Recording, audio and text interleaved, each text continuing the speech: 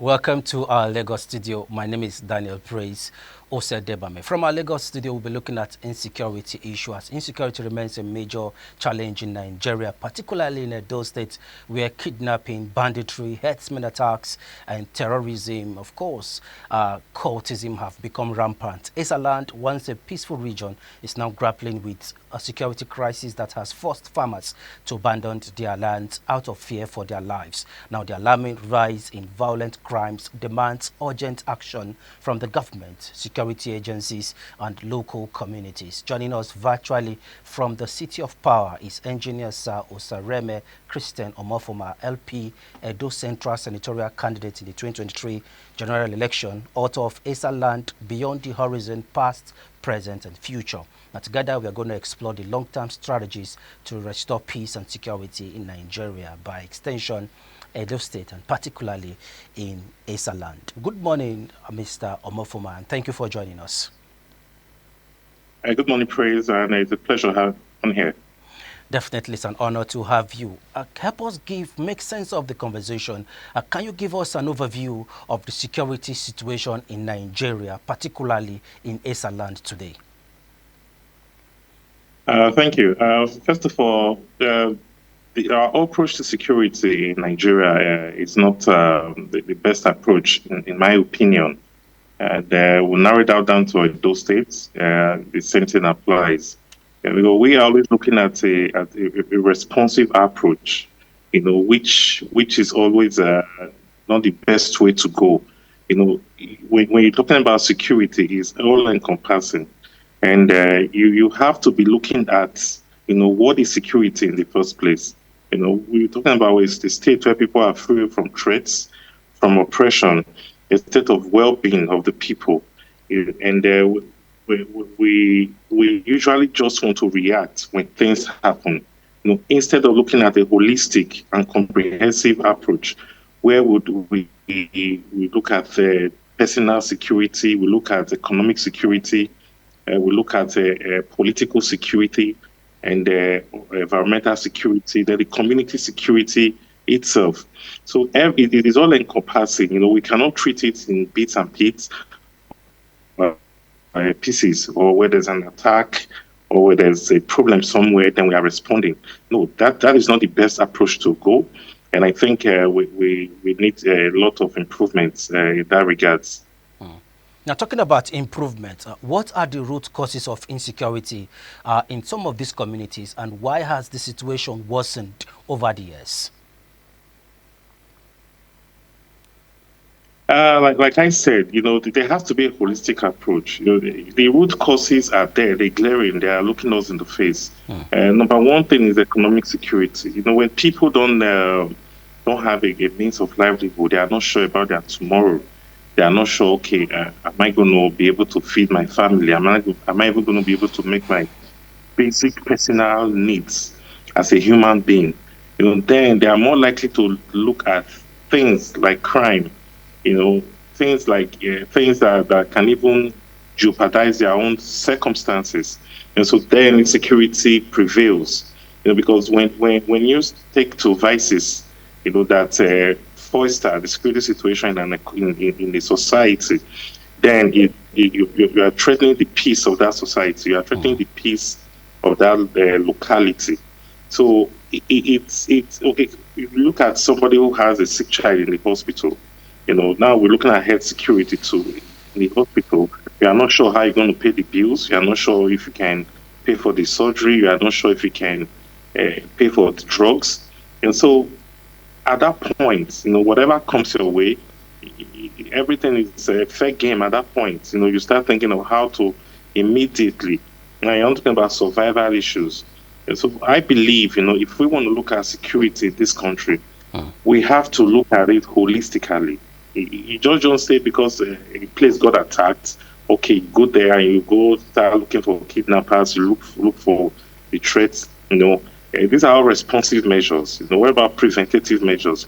Measures that we can take to protect the people, measures we can take to foster all these attacks happening on a daily basis in this country. And so that is what we will be looking at, how to prevent all of this. Okay, let's quickly Let's quickly dive into the solutions now. What are the steps? What should we do? What is the way forward? You wrote a book recently about some of these things. So what is the way forward and how can government address these issues holistically? The way forward is number one, the people needs to be secure. The people need to feel safe in their own environment. You see, policing, security is a local issue. The police, the vigilantes, need to be able to work with the people. They need to gain the people's trust so that they can get information. You can't do policing without information. You can't do policing without the people. You can't do policing without trust. And so the trust, when the people trust you and they can give you information, it's the local people that know when strangers come into their community. They are the ones who can tell you, this is suspicious, that is suspicious. So for us, as members of community, the people need to gain the trust of the security agencies too. Because they are the ones who can reveal the identity of people that give them information about strangers in their community, about illegal activities within the community. So the security agencies, they themselves have a major role to play, with regards to effective policing, effective security, and effective protection of lives and property within a community. Now, talking about the role of security agencies, over time, some persons are of the opinion that some of these security agents, they are part of the problem. Just recently, in one of the states, 3 policemen have been asked to leave because they actually kidnapped someone and asked for ransom. These are serving security men. Some persons are afraid for their lives, and to an extent, we don't even know who to trust. So how can we strike a balance between the authorities and try to trust them to secure our environment and communities? Again, it boils down to training. It boils down to welfare for the people. That's why I started by saying, human security is holistic. The people need to be cared for. And these include the security personnel themselves. A situation where a security personnel takes home 50,000 naira a month as a salary, and he has a wife, he has 4 children. He has to pay his rent, he has to pay his bills, he has to care for the entire family with 50,000 naira. And in fact, that money won't last him 3 days, 4 days. Now he's left with his cap in his hand, begging or looking for a way or extra means to survive. So the people themselves need to be cared for properly. A government that pays a security man 50,000 or 60,000 naira a month, is asking for trouble. You are saying, you are ready to have compromised security personnel. So you are saying, fine, look for a way to survive. And these ways to survive can be anything. It can be it can lead to they themselves with criminals. I'm not excusing them, but I'm saying that we have to look at things not just in a responsive manner, but thoroughly. For example, if you look at security, you have to look at, okay, how do we prevent crimes in the first place? Prevention is a major key. Okay, when you talk about protection of the people themselves, how do you protect the people? How do you even identify, when there is threat within a community?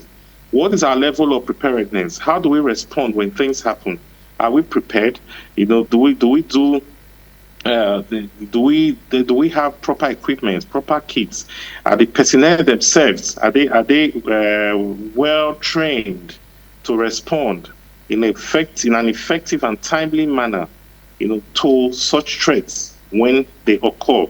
And so we have to look at things, in an all-rounded manner. The security personnel, so they are hardly trusted by the communities, because the communities know that, listen, if I tell you, hey, this so and so person just came to a community, we don't like their activities is strange, and suspicious, these same people will go around and go take 10,000, 20,000 naira from somebody and reveal their identity. And so the people don't trust the personnel.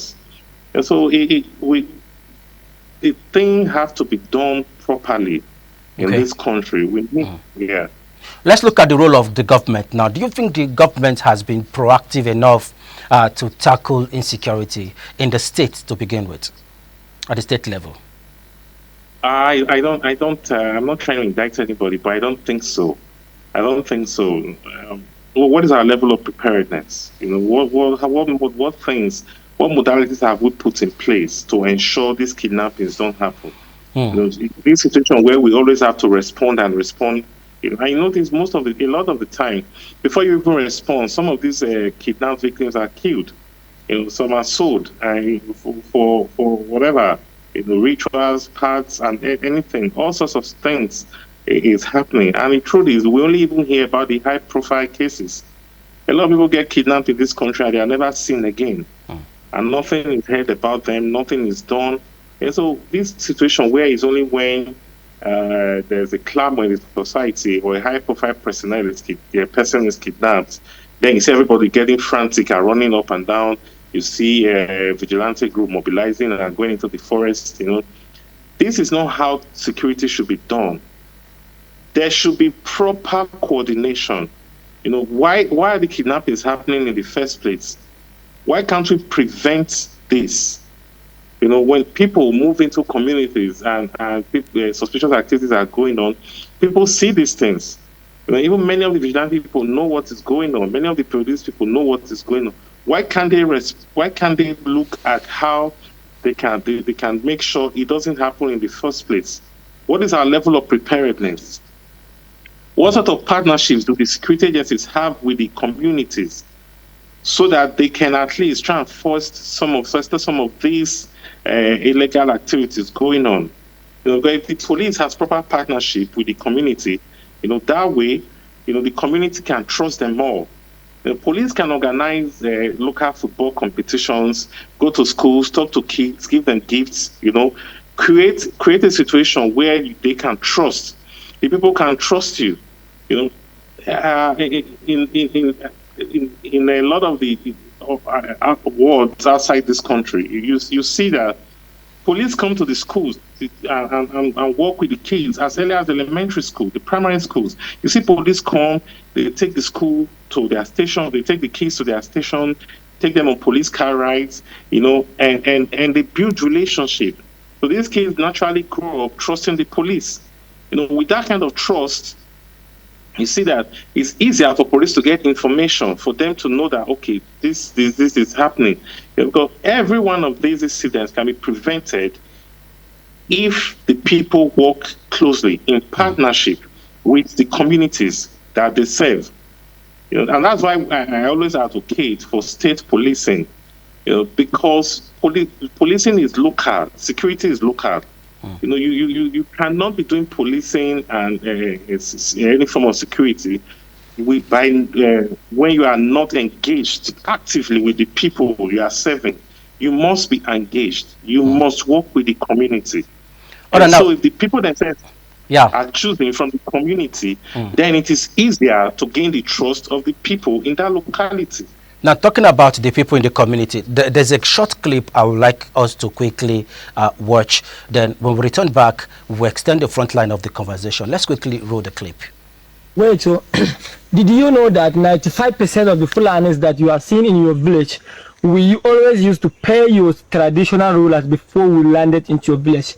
But some of you guys don't know anything about it. But seriously, any Fulani that you can see in your village, or any Fulani that can spend like 1 to 3 or 5 months in your village, I see it to go, they used to pay your traditional rulers. So we used to pay them money before they would allow us to stay like 1 to 3 months in their places. But if we just pass, they will not collect them. But if we come and spend like 3 to 4 months, we must pay them. So I know some of you guys don't know about it. So we used to pay your traditional rulers. Serious about.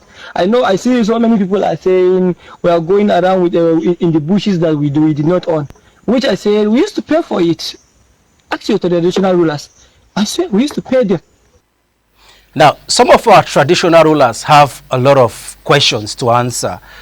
Recently, somewhere in Eastern land, if you are with us, Honorable Mofoma, one of the traditional rulers there was fingered that he was either harboring terrorists or he was part of them, though he died along the line while investigation was still on.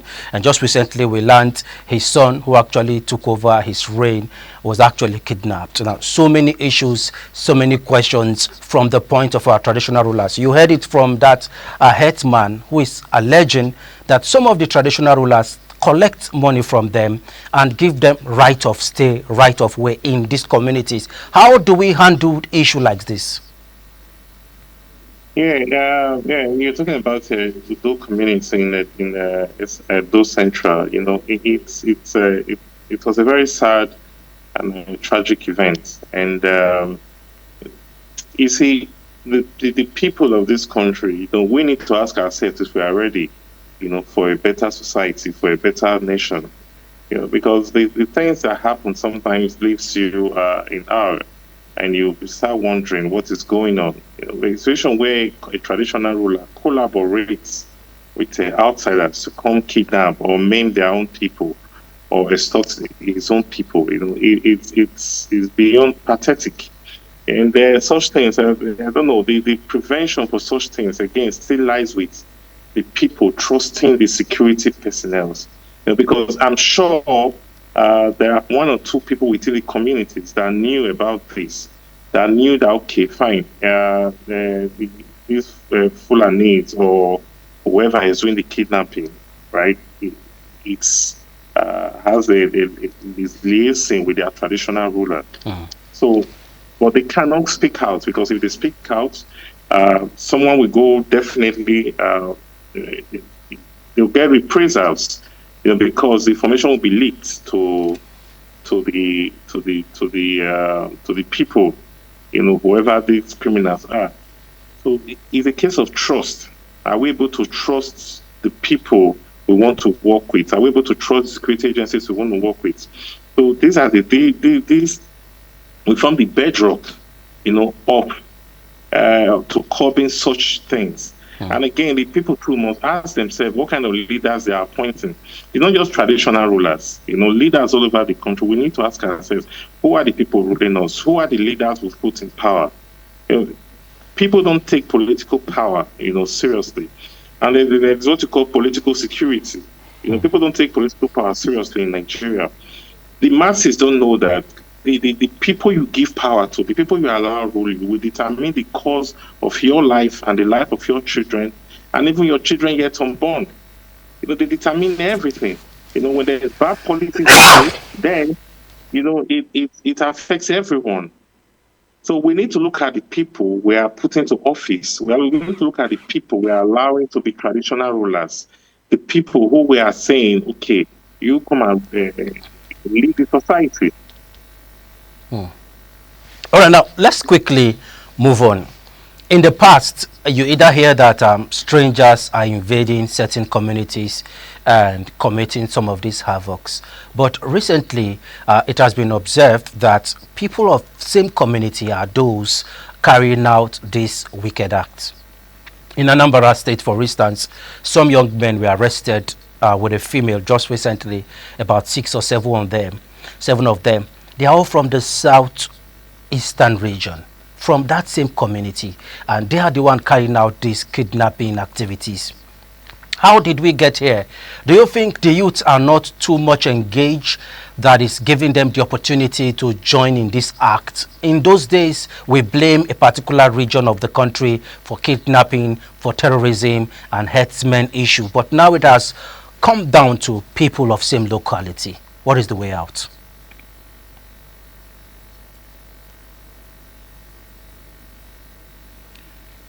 Did you get the question?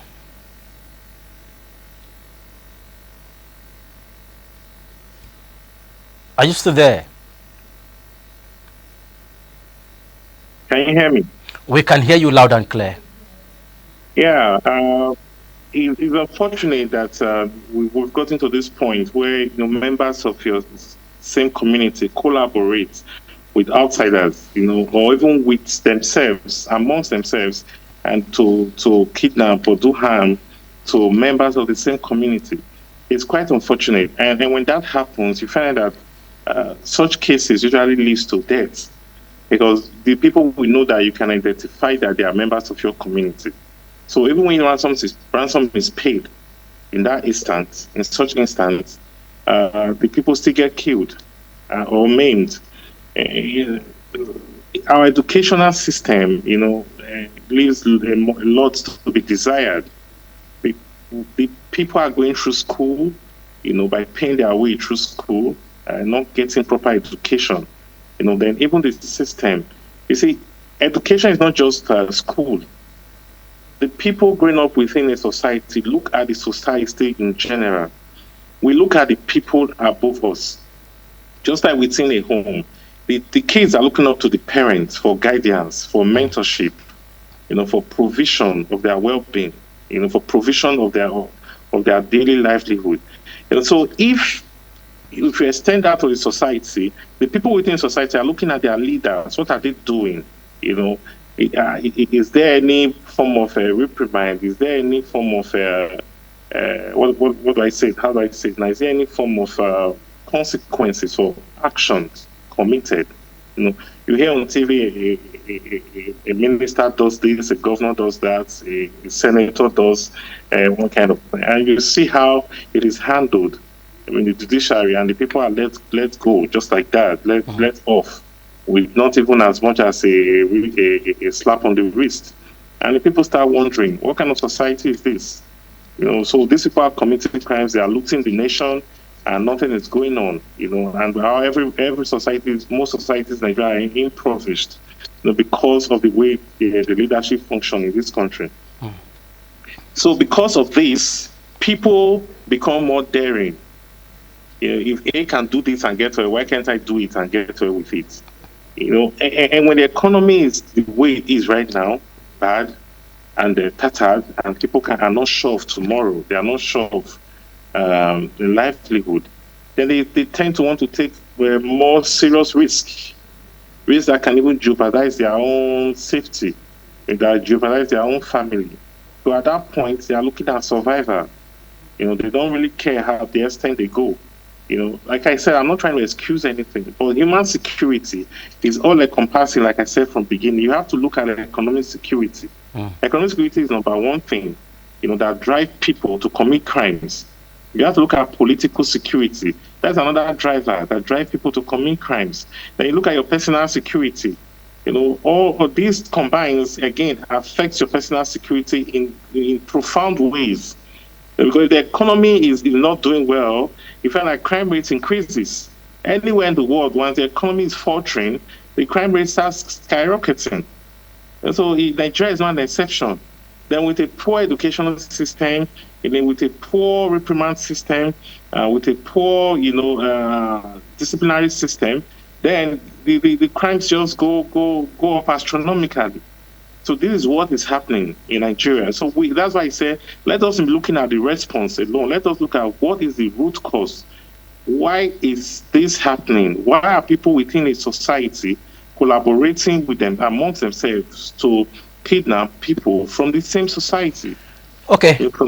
Yeah, finally now, we are running out of time because we need to join the Benin Network Center for the AM News Update. Quickly, away from what the local communities can do and the leaders, do you support or lend your voice to local policing? Do you believe in it?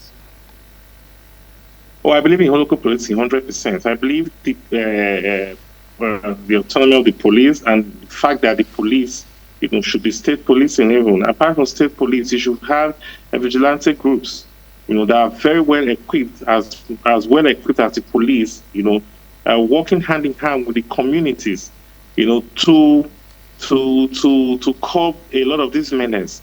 And local vigilantes must be chosen from the community where they will serve, from amongst the people. So that is the only way to curb this menace. You cannot do it any other way. It is the only way you can do it. And that's why in my book, Eastern Land, the past, present, and future, beyond the horizon, I advocated a blueprint for the development of Eastern Land and the development of effective security and policing for our people.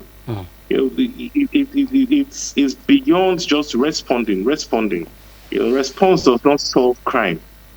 You know, you have to be prepared. You have to put prevention method in place. You have to put protective measures in place so that it doesn't happen in the first place. Then you have to have a high level of preparedness. Okay. You know, so that in case something happens, you can respond. When in this country, when people went to Kuje prison to break out prisoners, they were there for hours and hours and hours. In fact, up to daybreak. And there was no response. Before the response came, it took several hours, up to 4, 5, 6 hours. So how does that happen? Okay, thank you very much, Honorable Osareme Omofuma. We appreciate you for finding time to be on the program. We'd like to have you again so that we can also look at other issues, pressing issues in the nation. Thank you very much, Mr. Daniel. I look forward to coming on the show again. Thank you. Thank you so much. That was Sir Engineer Osareme Omofuma, who actually joined us to help us make sense of the conversation. Let's give you a parting shot from here. Security is not just avoiding danger, but staying vigilant, prepared, and responsible together. This is our parting shot from our Lagos Network studio. My name is Daniel Praise Osedebame.